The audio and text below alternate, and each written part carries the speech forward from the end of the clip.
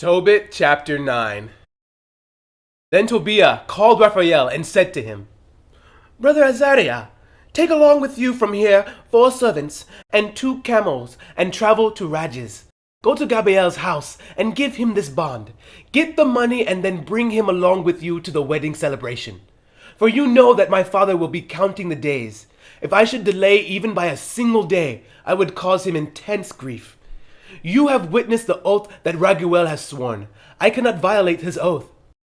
So Raphael, together with the 4 servants and 2 camels, traveled to Rages in Media, where they stayed at Gabriel's house.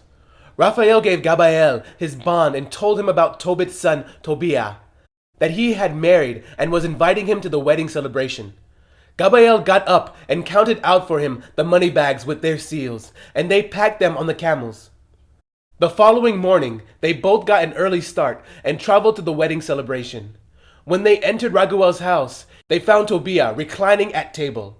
He jumped up and greeted Gabriel, who wept and blessed him, exclaiming, Good and noble child! Son of a good and noble, righteous and charitable man! May the Lord bestow a heavenly blessing on you and your wife, and on your wife's father and mother. Blessed be God, because I have seen the very image of my cousin, Tobit. Tobit chapter 10. Meanwhile, day by day, Tobit was keeping track of the time Tobiah would need to go and to return.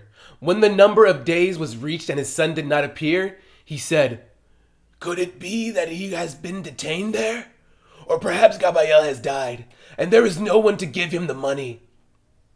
And he began to grieve. His wife Anna said, My son has perished and is no longer among the living. And she began to weep aloud and to wail over her son. Alas, child, light of my eyes, that I have let you make this journey. But Tobit kept telling her, Be still. Do not worry, my sister. He is safe. Probably they have to take care of some unexpected business there. The man who is traveling with him is trustworthy and one of our kindred. So do not grieve over him, my sister. He will be here soon. But she retorted, You be still, and do not try to deceive me. My son has perished.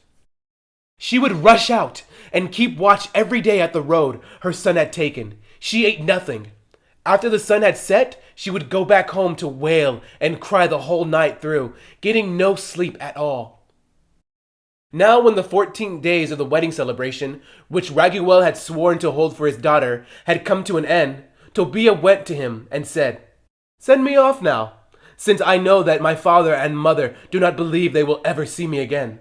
So I beg you, father, let me depart and go back to my own father. I have already told you how I left him. Raguel said to Tobiah, Stay, son. Stay with me. I am sending messengers to your father Tobit, and they will give him news of you. But Tobiah insisted, No, I beg you to send me back to my father. Raguel then promptly handed over to Tobiah his wife Sarah, together with half of all his property, male and female slaves, oxen and sheep, donkeys and camels, clothing, money, and household goods. He saw them safely off. Embracing Tobiah, he said to him, Farewell, son. Have a safe journey. May the Lord of heaven grant prosperity to you and to your wife, Sarah. And may I see children of yours before I die.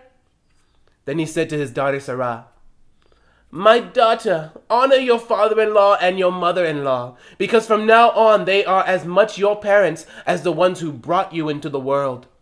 Go in peace, daughter. Let me hear a good report about you as long as I live. Finally, he said goodbye to them and let them go. Edna also said to Tobiah, My child and beloved kinsman, may the Lord bring you back safely, and may I live long enough to see children of you and of my daughter Sarah before I die.